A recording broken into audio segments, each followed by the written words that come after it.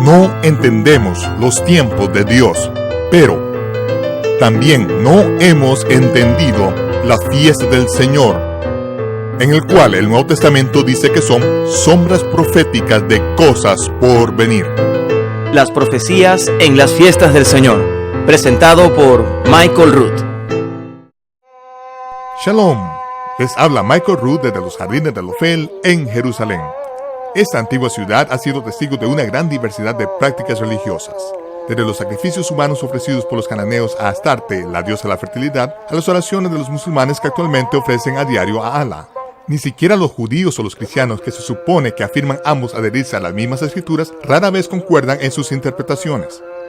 En medio de esta confusión, es que no existe un maestro que posea la autoridad necesaria como para desvelar la religión creada por el hombre con el fin de mostrarnos el verdadero corazón de nuestro Creador. Estoy convencido de que dicha voz ha hablado y es, sin duda, el rabino judío más famoso que jamás ha existido hasta hoy. Pero pocos de aquellos que afirman seguir su sabiduría entienden en realidad lo que enseña respecto a la Torá, los 5 libros de Moisés, que tanto los cristianos como los judíos tienen al principio mismo de su libro sagrado. Quisiera presentarles a mi rabino favorito, Yeshua, que nos ofrece su interpretación de la Torá y que se aplica por igual a los judíos y los cristianos. Únese a nosotros en los estudios de televisión de Lester Sumrall, donde esta presentación sobre las profecías en la fiesta del Señor fue grabada por el Club de la Profecía. Esta es la Profecía Bíblica 201. Ahora, veamos el episodio número 16 de la serie de 26 partes sobre las profecías en la fiesta del Señor. La gracia, licencia para violar la Torá, Dios no lo quiera. ¿Se ha cumplido toda la Torá y los profetas? No.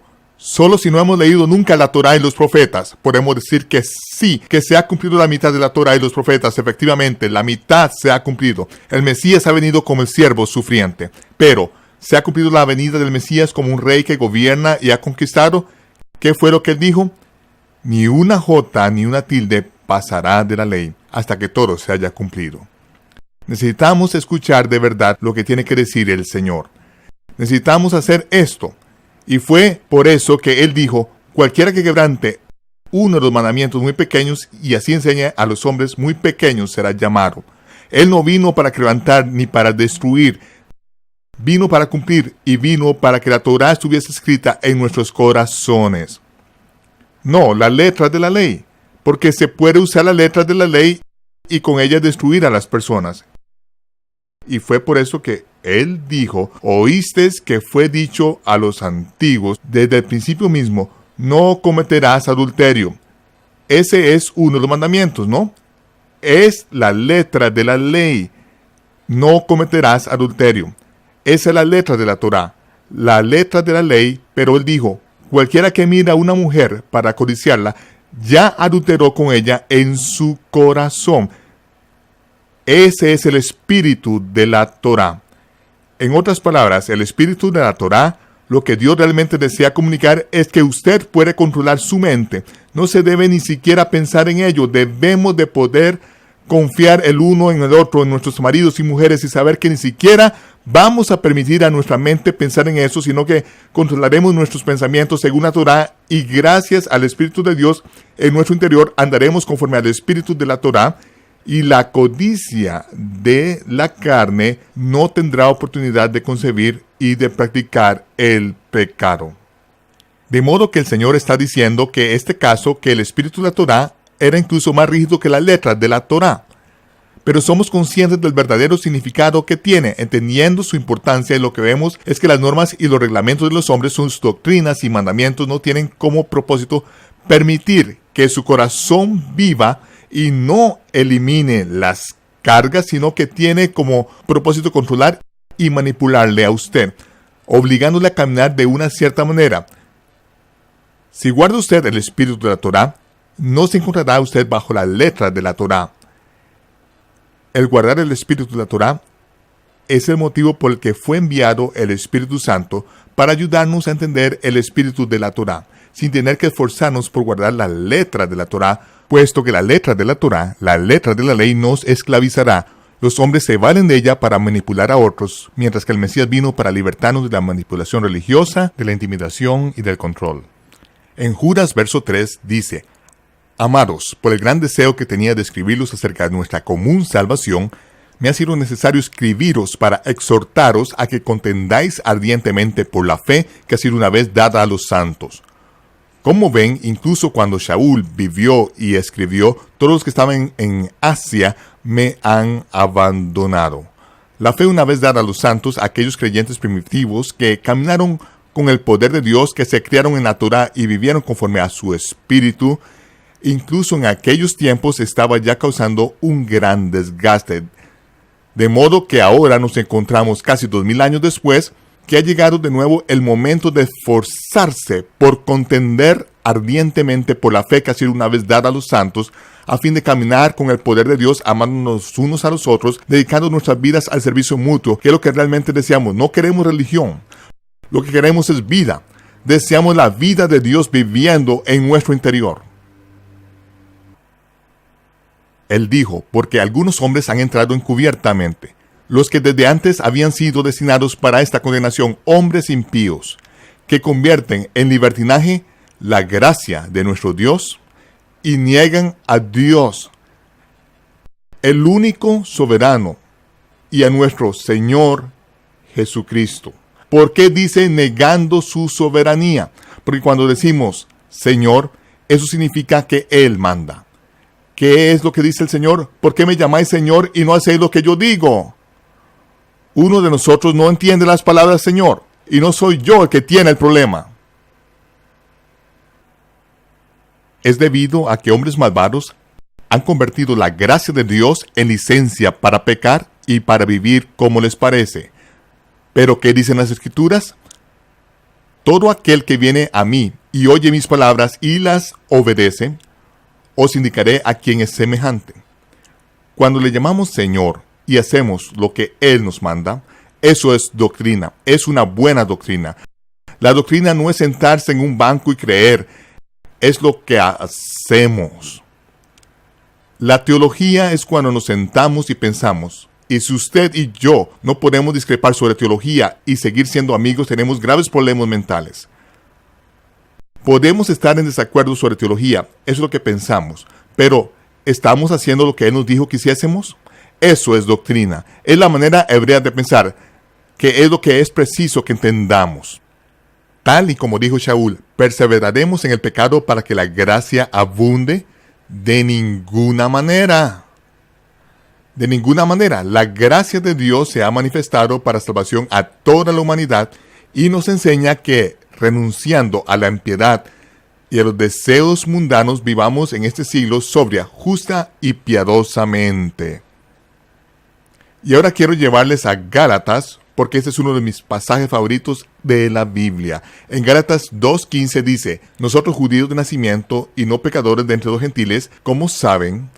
Y dijo en Efesios: en aquel tiempo fuisteis gentiles, alejados de la ciudadanía de Israel, sin esperanza y sin Dios. No teníais ni idea de lo que estaba pasando allí. Estabas adorando a Astarte, la diosa de la fertilidad, adorando a Moloch y a Nimrod y todas esas cosas. El mundo gentil estaba metido en esas cosas porque se suponía que Israel debía de enseñar al mundo entero el camino de Dios.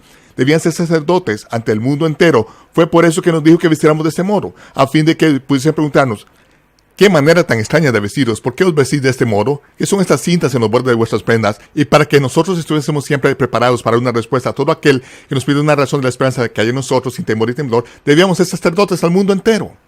Pero en algunas ocasiones Israel no hizo las cosas demasiado bien, apartándose muchas veces, pero recuerda que irrevocables son los dones y el llamamiento de Dios.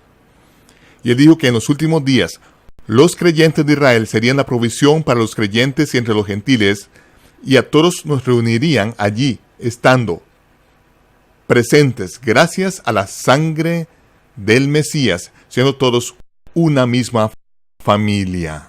Y aquí estamos. Puede que no estemos de acuerdo en algunas cosas, pero eso no es el problema. Eso es solo teología. Pero seguimos al Mesías de corazón a fin de conocerle y servirle. Como dicen Gálatas, nosotros judíos de nacimiento y no pecadores de entre los gentiles, sabiendo que el hombre no es justificado por las obras de la ley, sino por la fe en el Mesías. Nosotros los judíos sabemos que nadie se justifica guardando la fiesta de los tabernáculos. No se consigue la justificación de ese modo por la fiesta de los tabernáculos. Es una celebración. Es algo que Dios nos permite celebrar. Es una maravillosa bendición y los judíos no creen equivocadamente que se podrán justificar o salvar por las obras de la ley. Abraham creyó a Dios y le fue contado por justicia, por rectitud. Creyó a Dios. La fe fue lo que Dios habría de poner al alcance de su pueblo a lo largo de los siglos. Nosotros, judíos de nacimiento, sabemos que el hombre no es justificado por las obras de la ley, sino por la fe en el Mesías. Incluso nosotros los judíos que hemos creído en Jesucristo, somos justificados por la fe y no por las obras de la ley, porque ninguna carne se justificará por las obras de la ley. Y esto es algo que es preciso comunicar al mundo gentil de un modo muy gráfico, muy importante, porque lo que ha sucedido es que los gentiles han adoptado las normas y los reglamentos, las doctrinas y los mandamientos de los hombres. Si no estás en un edificio determinado a una hora determinada y no estás en él durante un número determinado de horas de una manera fiel y entregas una parte determinada de tu dinero a una organización determinada, te echarán a la calle. Estás siendo infiel, vas a ir al infierno, seguramente te echarán del edificio. Porque toda tu vida han establecido una serie de normas y reglamentos sobre ti y tú has sentido que tu justicia depende de que tú te adhieras a las normas y reglamentos concretos de una denominación en particular, pero no te justificas por las obras de la ley. Solamente puedes justificarte por la fe en el Mesías. Eso es lo único que te justificará. Es lo único que te justificará a cualquier persona en Israel. Eso es todo. Eso es todo. Y eso es lo que se supone que los judíos deben de enseñar a los gentiles. Vemos que los fariseos seguían estas mismas cosas, las mismas normas, reglamentos, doctrinas y mandamientos de los hombres. El Mesías vino con el fin de dar el traste con todas ellas. Y yo estoy aquí para hacer lo mismo ahora. Tú vives en una cultura diferente, pero sigues viviendo bajo la misma idea equivocada, creyendo que te justificas por las obras de la ley. Y me da igual cuál sea tu denominación, las obras de la ley no te justificarán, especialmente cuando se valen de las escrituras y las tuercen para luego intentar controlar las acciones por medio de ellas. Tú has sido libertado por el Mesías. Sé libre. Y Dios dijo que sirvan para señales, para las estaciones, los días y los años. Y ahora vamos a ver las estaciones. Como he dicho, en las escrituras hebreas, la palabra estación es Moedim, que son las fiestas del Señor. Y le habló el Señor a Moisés y le dijo, las fiestas solemnes del Señor, las cuales proclamaréis como santas convocaciones, santos mikra, ensayos sagrados. Estas son mis fiestas. Y vemos que en el capítulo 23, versículos del 1 al 21, es donde están todos los detalles sobre las fiestas de primavera del Señor, del versículo 1 al 21. Y hemos visto que de hecho el Mesías ha cumplido todas las fiestas de la primavera del Señor. Vemos en su muerte, su entierro y resurrección el cumplimiento de la Pascua, en la que tenemos el cumplimiento de los Bikurim, la ofrenda de los primeros frutos, y los días de los panes sin levadura. Desde los Bikurim, la ofrenda de los primeros frutos, contamos 50 días hasta Pentecostés, que fue cuando se cumplieron las palabras de Yohanan ben Zacarías Hacohen, a que tú llamas por el nombre corriente de Juan el Bautista. Sin embargo, Yohanan era hijo de Zacarías y era un Cohen, perteneciendo a la familia de los Coat. Su padre sirvió en el lugar sagrado en el templo y hallamos que el relato histórico de esta situación se encuentra en el Evangelio de Lucas. Me gustaría llevarte allí de modo que podamos entender algo sobre los antecedentes de Juan el Bautista o Yohanan ben Zacarías. Como dice en Lucas, capítulo 1, verso 5, hubo en los días de Herodes, rey de Judea, un Cohen. Cuando veas la palabra sacerdote en hebreo, es Cohen, de la familia de los Kohath. Todos los levitas eran sacerdotes, pero no todos los levitas sirvieron en el lugar sagrado, que estaba reservado solo a la familia de los Coac. Y el sumo sacerdote era el Cohen Gadol, o el gran Cohen, el sumo Cohen, el sumo sacerdote. Zacarías no fue sumo sacerdote, pero se dice que fue un sacerdote llamado Zacarías de la orden de Abías. Su mujer era de las hijas de Aarón y se llamaba Elisheba. Ambos eran justos delante de Dios y andaban irreprensibles en todos los mandamientos y ordenanzas del Señor durante toda la vida. Vivieron conforme a los mandamientos y las ordenanzas del Señor y fueron irreprensibles. Pero no tenían hijos y eran ya ancianos. Elizabeth era estéril, ambos eran ya de edad avanzada.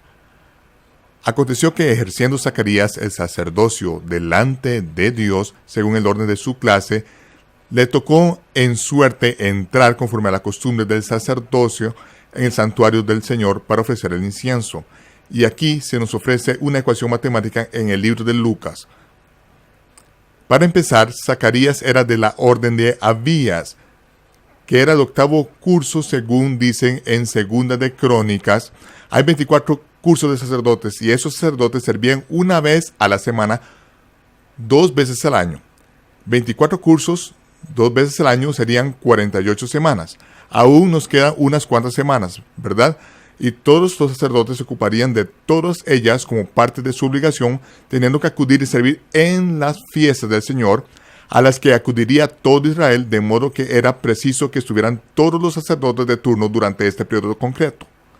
Y los cursos de los sacerdotes comenzaban el primer Shabbat después del mes del Aviv, de modo que podemos seguir la pista y ver cuándo el orden de Abías servía en el templo. En este año particular, el orden de Abías estaba sirviendo en el templo y siendo responsable de lo que sucedía en el lugar santo durante la semana de Shavuot. Shavuot o Pentecostés empieza el primer día de la semana.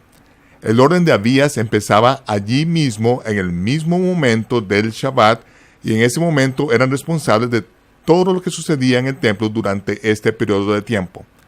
Zacarías era ya bien anciano, y también lo era su mujer Elisheba. Ella era estéril. Como ves, a pesar de guardar los mandamientos del Señor, de ser irreprensibles, el pueblo lo llamaba estéril, la cual era un insulto, porque las Escrituras dicen que si guardamos los mandamientos y las ordenanzas del Señor, llevaremos fruto. De modo que pensaron que algo estaba mal, que debía de existir algún pecado oculto, pero a pesar de ello, el testimonio del mundo era que el matrimonio era irreprensible. Zacarías era ya anciano, y según el orden de Abías, estaba sirviendo en el templo, y dice que le tocó en suerte entrar para cumplir su oficio sacerdotal, que consistía en quemar el incienso en el lugar sagrado. Este honor solo se concede a un hombre una vez en su vida. Solo una vez, y quemaba el incienso sobre el altar del incienso. Eso era todo lo que podía hacer. Zacarías es ya un anciano y no había estado nunca en el lugar sagrado para quemar incienso sobre el altar del incienso. Dice, toda la familia del pueblo estaba afuera orando a la hora del incienso. Aquella era la hora misma en que se quemaba el incienso sobre el altar en ese día solemne de Shavuot de Pentecostés. Ya Zacarías le había tocado en suerte. Este anciano al final de su vida logra por fin entrar a quemar incienso sobre el altar del incienso, de modo que cogen el brasero y se colocan ante el altar para quemar incienso. Al acercarse y entrar en el lugar sagrado, no había ningún otro sacerdote con él. Toda la multitud del pueblo, los cientos de miles de personas estaban afuera, abarrotadas en el monte del templo, y todos estaban orando en silencio, mientras Zacarías, el anciano sacerdote, entraba en el templo. Al hallarse en el interior, a la derecha del ángel del incienso, el ángel Gabriel apareció ante él, y Zacarías se echó a temblar. Aquello era algo que no sucedía todos los días ni cada año, y a este hombre solo le sucedió una vez en toda su vida. Al entrar en el templo se le aparece un ángel, y los ángeles no aparecen por todas las esquinas de las calles de Jerusalén cada semana. Así que está temblando, se siente atemorizado, y el ángel le dice de inmediato: Zacarías, no temas, porque tu oración ha sido oída, y tu mujer dará a luz un hijo. Elisheba dará a luz un hijo y le pondrás por nombre Juan. Irá delante del Señor, y él, delante de él, con el espíritu y el poder de Elías. Ahora, el ángel, como vemos, se identifica y le dice: tu oración ha sido oída y vas a tener un hijo. La verdad es que hacía mucho que Zacarías había dejado de pedir por un hijo en oración. ¿Por qué?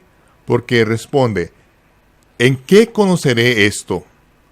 Porque yo soy viejo y mi mujer es de edad avanzada. Se le ha pasado ya la edad en que pueda concebir, así que parece que ha llegado un poco de retraso, Gabriel. ¿Cómo voy a saber esto?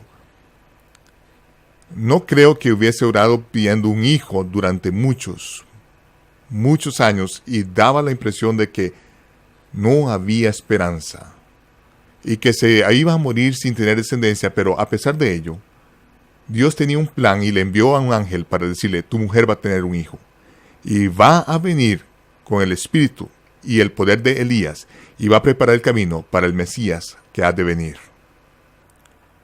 Bueno, contestó: ¿en qué conoceré esto? Porque yo soy viejo y mi mujer es de edad avanzada. El ángel Gabriel se colocó ante él y le dijo: mira, yo soy Gabriel y estoy en la presencia del Dios Todopoderoso y he sido enviado para darte este mensaje. ¿Es que no te basta con eso? ¿Necesitas algo más? Ahora, te vas a quedar sordo y no podrás hablar hasta que sucedan todas estas cosas. Tu Biblia, versión King James, dice mudo sin poder hablar. Pero el texto arameo dice sordo y mudo.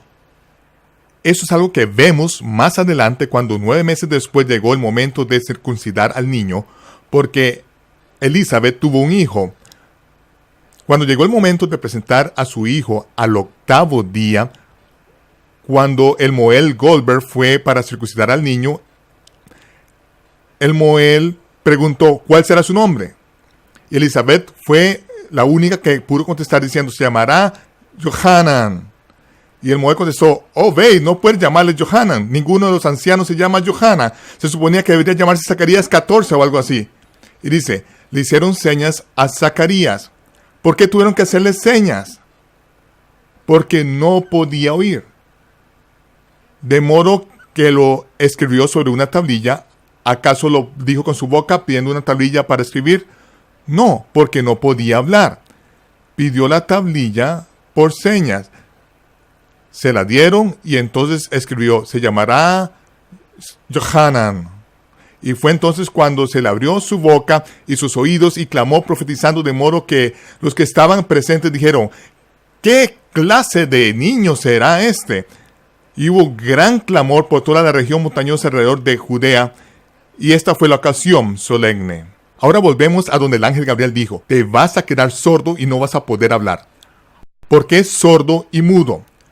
Yo estoy ante la presencia de Dios y he sido enviado para ese mensaje. ¿Es que no te basta con esto? Estas serán las últimas palabras que vas a oír. Y no volvió a oír nada durante 9 meses. Y no pudo salir palabra de su boca en 9 meses. ¿Crees que eso le ayudó a creer? ¿Crees que eso sirvió para incrementar su fe? Vos, por supuesto que sí. Porque cuando salió del templo y permaneció en el interior mucho tiempo, dice que el pueblo se preguntaba diciendo: ¿qué está sucediendo? Llevaba tanto tiempo allí adentro, ¿acaso había tenido una visión? ¿Qué está pasando? El pueblo se estaba allí afuera orando, estaba esperando que sucediese algo grandioso de todos modos, y Zacarías salió del templo después de tanto tiempo y salió y se situó ante el pueblo, colocando sus manos con el resplandor sobre el pueblo, y a continuación intentó abrir su boca y pronunciar la bendición arónica sobre el pueblo de Dios. Pero aunque sus labios se movieron, no salió sonido alguno. habría cientos de miles de personas contemplando en silencio, pensando que algo grandioso había sucedido. Nada salió de su boca. Aquellos los que habían estado esperando antes de poder darse vuelta y poderse marchar del monte del templo a sus casas y regresar a diferentes lugares por toda Asia de donde hubiesen venido. De modo que por fin se dan la vuelta con millones de interrogantes flotando en el aire y todo el mundo se marchó del monte del templo dispersándose por toda parte del este, por toda Israel, por toda aquella parte del mundo, no entendiendo lo que había sucedido y él no podía comunicarlo. ¿Por qué el ángel cerró sus oídos impidiendo que oyese? Bueno, no podía oír a su mujer diciéndole: Zacarías, apártate de mí, viejo. ¿Qué estás haciendo? Yo soy una anciana. No, estaba siendo preparado para todo aquel periodo de tiempo y cuando abrió su boca, habló una profecía. Habló y dijo que su hijo, este hijo, iría delante del Altísimo preparándole el camino. Michael Rood regresará en tan solo unos momentos. Yohanan ben Zacarías HaKohen, Juan el Bautista, fue un hijo resultado de un milagro, que le nació a una mujer que era demasiado mayor para concebir. El Todopoderoso lo escogió para preparar el camino del Mesías que había de venir. En nuestro próximo episodio, seguiremos a este profeta que anunció al mundo que el Mesías iba a venir por primera vez, como el Cordero de Dios que quita el pecado del mundo. Le invitamos a que se una a nosotros de nuevo la próxima vez para el episodio número 17 de una serie de 26 partes sobre las profecías de la fiesta del Señor. Preparad el camino del Señor. Este es Michael Rood desde Jerusalén, deseándoles Shalom, paz, y les veré cuando se aclare el humo.